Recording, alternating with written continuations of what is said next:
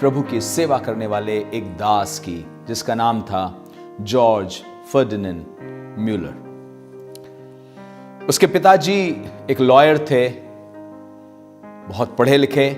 उस जमाने में बहुत स्टडी करनी पड़ती थी लॉयर बनने के लिए, और ये भी उसी तरीके से बढ़ना चाहते थे। धीरे धीरे जिंदगी खराब होती गई, बिगड़ते चले गए। ओकेजनली पहले ड्रिंक करना शुरू किया, फिर रेगुलरली ड्रिंक करना शुरू किया, फिर गैम्बलिंग, तमाम चीज़ों को बेच देना, या तमाम चीज़ों के लिए अपना सब कुछ दांव पे लगा देना, ये चलता रहा जॉर्ज की लाइफ में। एक दिन की बात, किसी ने कहा एक सभा चल रही है जॉर्ज, वहां चलो। And he went to that prayer meeting. उस प्रेयर मीटिंग में जॉर्ज म्यूलर गए, और उस रात परमेश्वर की पवित्र आत्मा ने उसको ग्रिप कर लिया, और उसने अपना सब कुछ प्रभु यीशु मसीह के हाथ में अर्पित कर दिया। अब यहां से एक अद्भुत जीवन की गवाही शुरू होती है। यदि आपने जॉर्ज म्यूलर के बारे में नहीं पढ़ा है या नहीं सुना है, मेरी प्रार्थना होगी कि आप जरूर सुने। एक ऐसा जन रहा है, परमेश्वर का दास रहा है, जिसने अपने जीवन काल में 10,000 से ज्यादा अनाथों को घर दिया है, पाला है, रखा है। 10,024 अगर प्रिसाइज कहूं तो। उनको एजुकेशन दी है, एजुकेशन की अपॉर्चुनिटीज दी हैं, उनको स्कूलों में दाखला कराया है, क्योंकि इस प्रभु के दास ने सिर्फ यही नहीं, पर प्लिमथ ब्रेदरन चर्च की स्थापना करी, इस मूवमेंट की स्थापना करी, जिसका नाम बाद में जाकर के ओपन ब्रेदरन हो गया, और बहुत सी कलीसियाओं की स्थापना करी। पर प्रभु का यह दास विश्वास में बहुत मजबूती के साथ चला करता था।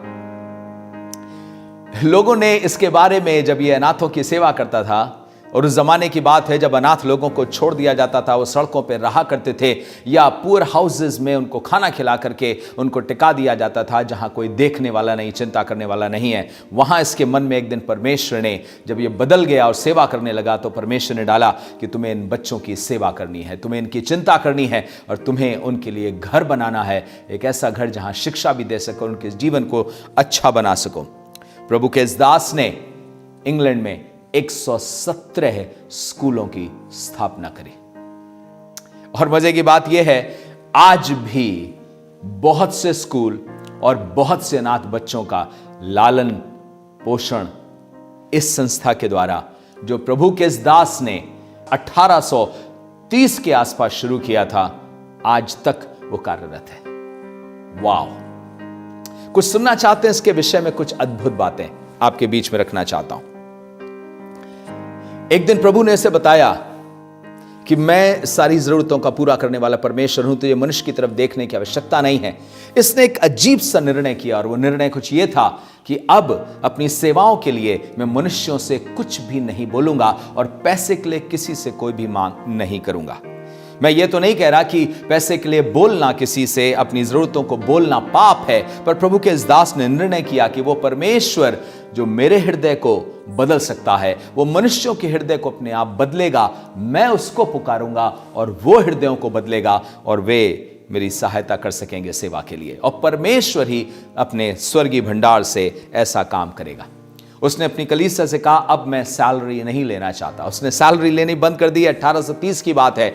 ही स्टॉप टेकिंग सैलरी। वो सॉमरसेट में एक जगह है जहां पर वो प्रीच कर रहा था, और प्रीच करने के बाद एक जन उसके पास आया, कांग्रीगेंट उसके पास आया, और आके कहने लगा, I want to help you with something. उसने एक पेपर में रैप किया हुआ था, कुछ पैसा था, उसने रिफ्यूज कर दिया, अपने प्रचार के लिए इस पैसे को नहीं ले सकता। उस व्यक्ति ने इधर उधर देखा, उसने कुछ नहीं बोला, अच्छा ठीक है, और उस पैसे को मुट्ठी में से करके जल्दी से उसकी जेब में डाल करके वो भाग गया। This is how people started helping this man of God. परमेश्वर के इस तरह से इस व्यक्ति की सहायता परमेश्वर के लोगों के द्वारा की जाने लगी। लेकिन अब कुछ खास गवाहियां बताना चाहता हूं। जब इसने इस होम को खोला, जिसके लिए कहा जाता था कि परमेश्वर ही उसको स्थापित करेगा और परमेश्वर ही उसको चलाएगा, उसने कहा, मैं ब्रिस्टल की गवर्नर की तरफ, मेयर की तरफ या लोगों की तरफ नहीं देख रहा हूं सहायता के लिए। मैं इंग्लैंड की सहायता की तरफ नहीं देख रहा हूं, मैं परमेश्वर का काम कर रहा हूं और परमेश्वर की ओर सहायता के लिए देख रहा हूं। उसने अपने इस लोगों से कहा, जो कोई भी मेरे इस काम में सहायता करना चाहता है, उन बच्चों की सेवा करना चाहता है, अपना घंटा देना चाहता है, या 2 घंटा या 4 घंटा या 6 घंटा, जितना भी देना चाहता है, कमिट करे। उसके लिए कोई सैलरी नहीं है, पर ये मिल करके हम लोग परमेश्वर की सेवा करेंगे। यदि हमारे पास होगा तो हम खाना खाएंगे, यदि नहीं होगा तो हम भूखे रहेंगे और परमेश्वर से प्रार्थना करते रहेंगे। आपको मालूम है, 117 स्कूलों का स्थापित करने वाला और 10,024 अनाथों को पालने वाला, इसका मतलब है परमेश्वर उसकी सहायता करी होगी। कुछ यूं हुआ, छोटे छोटे किराए के घर ले लिए, जिसमें उन बच्चों को रखने लगा, उन बच्चों की चिंता करने लगा। 1838 की बात है, शाम को उसका स्टाफ दौड़ के आया और दौड़ करके आके कहने लगा, हमारे पास बच्चों के लिए कल के लिए सुबह रखने को कुछ नहीं है। ओटमील है लेकिन दूध नहीं है कि हम पानी में ओटमील डाल करके उनको दे सकते हैं। उसने अपने स्टाफ के 2 लोगों से कहा, चलो हम लोग प्रार्थना करते हैं। अपनी पत्नी को बुलाया, उसका हाथ पकड़ा और उससे कहा, मेरी परमेश्वर हमारी सहायता करेगा। और वो प्रार्थना करना शुरू कर दिए।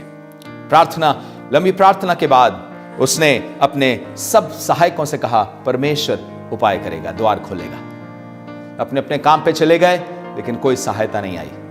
इससे पहले कि जॉर्ज मुलर सोने के लिए जाता, उसके दरवाजे पे फिर से नॉक हुई एक, और उस नॉक में देखा कि एक लेडी खड़ी है। उस लेडी ने कहा, मेरे मन में बस कुछ ही समय पहले ये आया है कि मुझे आपकी सहायता करनी चाहिए। मुझे मालूम नहीं क्यों मैं रुक नहीं पाई। उसने एक लिफाफा निकाला और कहा, ये मुझे ऐसा लग रहा है आपके बच्चों के दूध की आवश्यकता के लिए है। उस जॉर्ज मुलर ने बताया, हाँ, हमारे पास बच्चों के लिए दूध नहीं है। 1838 की बात है, वो अभी दरवाजा बंद करके उस पैसे के लिए धन्यवाद दे ही रहा था कि 2 स्त्रियां और आईं और उन्होंने लिफाफे दिए और कहा, ये हमारे मन में डाला है परमेश्वर ने कि हम इस सेवा के लिए आपको दे सके। सेवा इस तरह से बढ़ने लगी, अलग अलग जगहों पर रख करके उनको पाला जा रहा था, उनकी चिंता करी जा रही थी, लोग उनकी सुधि ले रहे थे। और इस तरह से अगली सुबह उनके पास ओट मील भी था, मिल्क भी था कि वो जा सके, और इतना था कि वो अगले पूरे हफ्ते खाना खा सकते थे, जो डोनेशन इन्होंने दिया था। 100 से ज्यादा बच्चे हो चुके थे अब, लेकिन अब बढ़ता गया है। एक दिन की बात है, इसके मन में आया कि हम एक जमीन खरीदेंगे, लेकिन जमीन उस जमाने में लगभग 120 पाउंड पर एकड़ के आसपास थी। तो उसने सोचा कि हम प्रार्थना करके परमेश्वर से विनती करें कि प्रभु हमारे लिए द्वार खोलें। किसी ने बताया, हाँ, एक जमीन है पर 200 पाउंड पर एकड़ है। इसने कहा, हमें 7 एकड़ की जरूरत पड़ेगी, पर 200 पाउंड हमारे पास नहीं है पर एकड़ के लिए। इसका मतलब 80 × 7 560 पाउंड की और जरूरत पड़ेगी। आप समझ सकते हैं, जब 200 पाउंड पर एकड़ की जमीन हो तो सोच के देखिए 200 पाउंड का कितनी वैल्यू होगी। आज के जमाने में जो उस प्रॉपर्टी की कीमत है जो उसने उस समय खरीदी थी, लगभग 3.5 से 4 करोड़ पाउंड है। उस जमाने में सोच करके देखिए कितनी बड़ी धनराशि थी। इसने प्रार्थना करी, लोगों ने कहा, नहीं, इतने में जमीन नहीं मिलेगी। उसने कहा, ईश्वर मेरे मन में डाल रहा है कि मैं जाऊं और जाकर के उस व्यक्ति से बात करूं जो जमीन बेचेगा। उसके पास गया और उसके पास जाकर के कहा, मेरे पास 120 पाउंड पर एकड़ के हिसाब से यह पैसा है। उसने कहा, मैं आपको जमीन के कागज दिए बगैर और साइन कराए बगैर भेज नहीं सकता, क्योंकि आज रात में सो नहीं पाया हूं जब तक मैंने यह निर्णय नहीं कर दिया कि जो आप देंगे वो मैं ले लूंगा और उतने में जमीन दे दूंगा। प्रार्थनाओं का सुनने वाला परमेश्वर अद्भुत रीति से काम कर रहा था, लेकिन यह भी पूरा नहीं हुआ। एक कहानी, जो अद्भुत कहानी है, जॉर्ज मुलर के बारे में हमेशा सब जगह कोट करी जाती है। यह बात है लगभग 1848 के आसपास की। होम बन गया था, लगभग 300 से अधिक बच्चे एक जगह पर थे, और एक दिन ऐसा आया कि स्टाफ ने आकर के बताया, हमारे पास कल सुबह के लिए उनके लिए ना ओट मील है ना मिल्क है। 300 बच्चे, हमारे पास कुछ नहीं है। अभी तक हम इंतजार कर रहे हैं लेकिन कुछ नहीं आया। जॉर्ज मुलर ने कहा, चलो, जैसे आज तक ईश्वर ने सहायता करी है, हम लोग सब प्रार्थना करते हैं। जॉर्ज मुलर और सारे लोग मिलकर के प्रार्थना करने लगे, लेकिन बाकी समयों की तरह किसी ने दरवाजा नहीं खटखटाया। बाकी समयों की तरह कोई लिफाफा लेकर के नहीं आया। ये इन्होंने प्रार्थना करी और प्रार्थना करके सो गए। जॉर्ज मुलर की पत्नी कह रही थी, क्या होगा, उसने कहा परमेश्वर जो आज तक संभालता आया है आगे भी संभालेगा, हम उसके हैं, ये बच्चे उसके हैं। और सवेरे उठ करके स्टाफ आकर के कहने लगे जॉर्ज हम क्या करें? जॉर्ज मुलर ने कहा बच्चों को तैयार करें और टेबल पे बैठाएं, हम प्रार्थना करेंगे और जैसा परमेश्वर चाहेगा हम वैसा करेंगे। ईश्वर द्वार खोल सकता है। सारे बच्चे तैयार होकर के सोच के देखिए 300 बच्चे इंतजार कर रहे हैं कि उनको नाश्ता मिलेगा। उनको यह नहीं मालूम कि टेबल पे कुछ नहीं आएगा, उनको यह नहीं मालूम कि उनके आज घर में कुछ नहीं है। स्टाफ आए, जॉर्ज मुलर आए। सुनिएगा, डाइनिंग रूम सेट था, बिना खाने के टेबल लगी थी और जॉर्ज मुलर ने कुछ यूं प्रार्थना करी, dear father we thank thee for what thou art going to give us to eat। हे पिता, हम तेरा धन्यवाद करते हैं उस भोजन के लिए जो तू हमें देने जा रहा है, जिसे हम खाएंगे। और यह प्रार्थना खत्म ही हुई थी, अचानक दरवाजे पे एक दस्तक हुई। एक आदमी खड़ा हुआ था जो कहने लगा मिस्टर मुलर हम आपसे मिलना चाहते हैं। उसने कहा यस बताइए। वो शहर का एक बेकर था जो ब्रेड बेक्स करता था। उसने कहा हम पूरी रात ठीक से सो नहीं पाए जब तक मैंने ये निर्णय नहीं ले लिया कि मैं उठ करके ब्रेड बेक करूंगा। बेक करता जा रहा था और ये लग रहा था और बनानी है, और तब मुझे ये समझ में आया कि मुझे ये ब्रेड आपके लिए बनानी है। और मेरे मन में ये आया कि मैं सवेरे जितनी जल्दी हो सके मैं ब्रेड लेकर के आपके पास आऊंगा। मैं पूरी रात सो नहीं पाया हूं, क्या आपको ब्रेड की जरूरत है? जॉर्ज मुलर ने उसको सारी कहानी बताई। हमारे पास आज बच्चों के सामने कुछ रखने के लिए नहीं, अभी हमने प्रार्थना खत्म करी है और आप ब्रेड लेकर के आ गए हैं, ईश्वर ने आपको भेजा है। अभी वो फ्रेश ब्रेड जो अभी अभी बेक होकर के निकली है, ये आखिरी बना करके लेके आया है, बच्चों की टेबल पे सजाई जा रही थी। इतने में दरवाजे पे फिर से नॉक हुई और उस नॉक के समय इस समय एक आदमी खड़ा था जो किसी का पहचाना हुआ नहीं था, उस नगर का नहीं था। वो आदमी कहने लगा मैं एक दूसरे शहर में दूध देने के लिए जा रहा था क्योंकि मैं दूध का व्यवसाय करता हूं। बुलक कार्ट थी, वो उसका पहिया खराब हो गया है और वो बन नहीं सकता और बहुत दूर जाना है और मैं दूध को वहां ले जा नहीं सकता। मुझे ऐसा लगा कि मैं किसके पास जाऊं, सामने आपका दरवाजा था, तो क्या आपको दूध की आवश्यकता है? जॉर्ज मुलर ने कहा ऐसी ऐसी कहानी है, हमारे साथ ऐसा ऐसा किस्सा है, हां हमारे बच्चों को दूध की आवश्यकता है। उसने कहा हम सारा दूध आपको देते हैं। इतने बड़े बड़े कैन दूध के उसी समय उस पूरे भवन के अंदर आए, दूध गर्म किया गया और बच्चों ने ब्रेड और दूध खा करके फिर आगे का पूरा दिन गुजारा। एक वो परमेश्वर जो प्रार्थनाओं का सुनने वाला परमेश्वर है। परमेश्वर के वचन में लिखा हुआ है कि आधी रात के समय एक दोस्त जाकर के खटखटाता है और कहता है रोटी की आवश्यकता है। घर का मालिक उठता है और रात में भी उसको ब्रेड देता है। आपका परमेश्वर भी प्रार्थना का सुनने वाला परमेश्वर। जॉर्ज मुलर की जिंदगी में अद्भुत काम होते चले गए। जैसा मैंने बताया 10,024 अनाथों को पाला और आज के दिन तक सेवा वहां पर चल रही है। पर इतना ही नहीं, एक और खास बात बता करके मैं आपकी हिम्मत अफजाई करना चाहता हूं। हुआ क्या, सुनिएगा। जॉर्ज मुलर का यह कहना था I died for the world the day I accepted my Jesus। 1856 की बात है।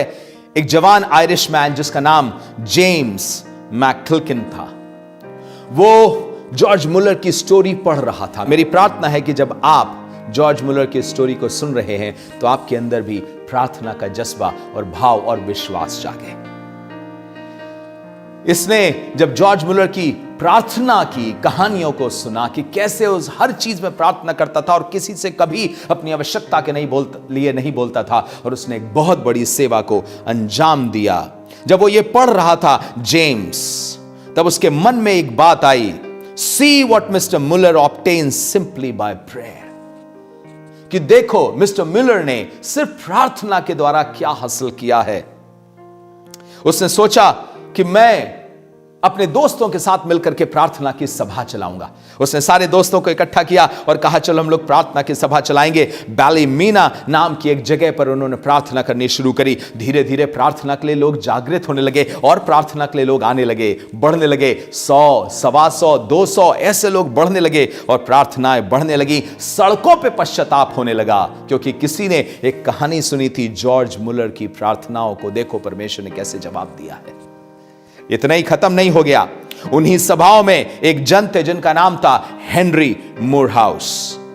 हेनरी मोरहाउस उसी समय में गैम्बलिंग किया करते थे, ड्रिंकिंग किया करते थे, और उन्होंने उन्हीं प्रार्थना सभाओं में जो जेम्स ने स्टार्ट करी थी जॉर्ज मुलर की वजह से अपने जीवन को प्रभु को दिया और वो प्रचार करने लगा। आपको मालूम, उसका प्रचार सुन करके 19th सेंचुरी का one of the best preacher convert हो गया था। उसका नाम था D.L. Moody, Dwight L Moody. आज मूडी बाइबल इंस्टीट्यूट है, मूडी के नाम की पुस्तकें हैं, मूडी की पुस्तकें हैं। One of the top preachers of the day था मूडी। पर आया किस सेवा से? उसका एक बीज बोया गया था एक जन की प्रार्थना की वजह से। क्या जागृति आ सकती है किसी की प्रार्थना के जवाब में? जी हां। याकूब उसके 5 अध्याय उसके 16 पद से आगे लिखा है, धर्मी जन की प्रार्थना के प्रभाव से बहुत कुछ हो सकता है। एलिया भी हमारे समान दुख सुख भोगी मनुष्य था, उसने प्रार्थना करी कि मेघ न बरसे, और 3.5 साल तक मेघ न बरसा। उसने फिर प्रार्थना करी कि मेघ बरसे, तब आकाश से वर्षा हुई और भूमि सींची गई और फलवंत हुई। प्रार्थना सुनने वाला परमेश्वर आपकी प्रार्थना सुन करके जवाब देता है। God bless you with this story. परमेश्वर आपको इस कहानी से आशीष दे। प्रार्थना करें, क्योंकि स्वर्ग का परमेश्वर जवाब देने वाला परमेश्वर है। God bless you. I hope you are blessed by our episodes. We would request you to subscribe and like and press the bell icon if you want to be notified. अगर आप चाहते हैं कि आपके पास ये संदेश पहुंच जाए समय पर, तो आप ज़रूर से बेल आइकन भी दबा सकते हैं। ज़रूर से किसी के साथ शेयर करें अगर आपको बरकत मिली है तो। God bless you and God multiply your blessings.